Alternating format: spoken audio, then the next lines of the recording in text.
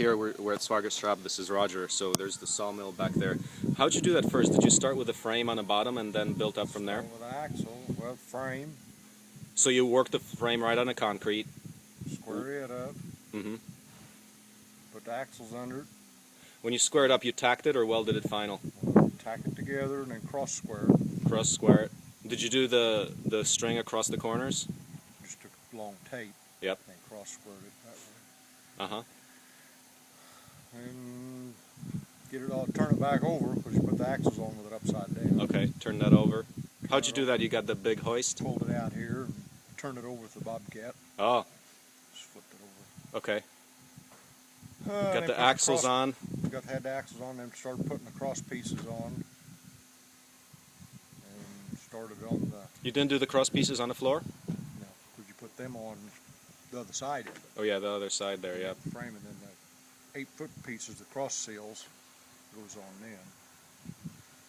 And start making that frame that the saw runs on. Built it. When'd you put on there's four jacks for the corners? When I turned it over, I put them on so as I could level it. Mm-hmm. Get it all level. Hopefully everything's level and square. How'd you square up the long 20-foot track?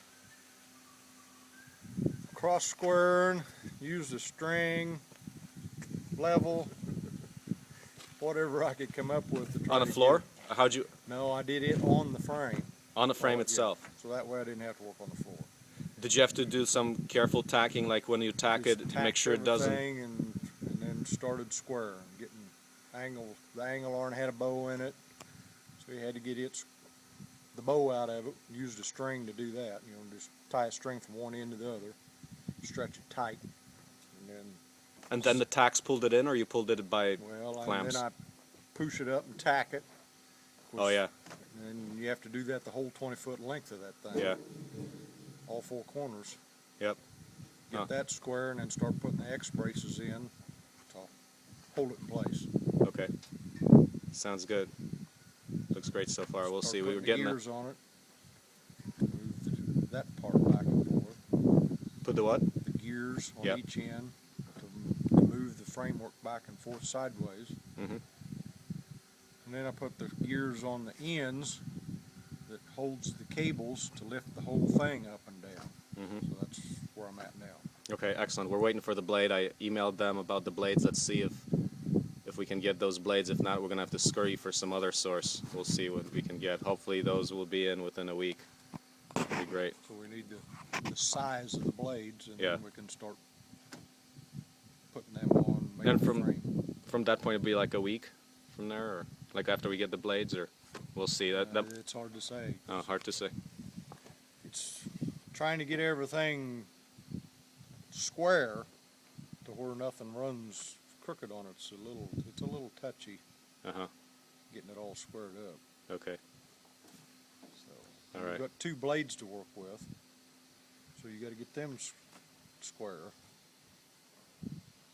Okay, so there's a little bit of skill involved.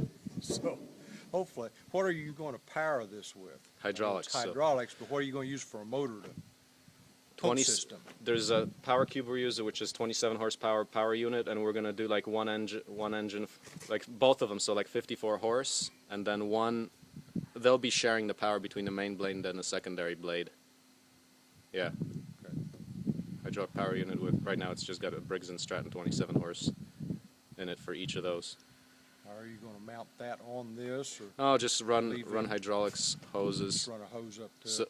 So we'll need some cabling properly mounted on it. Okay. Yeah. Okay. We'll figure it all out. Yeah. Piece of cake. Yeah. Okay. German chocolate.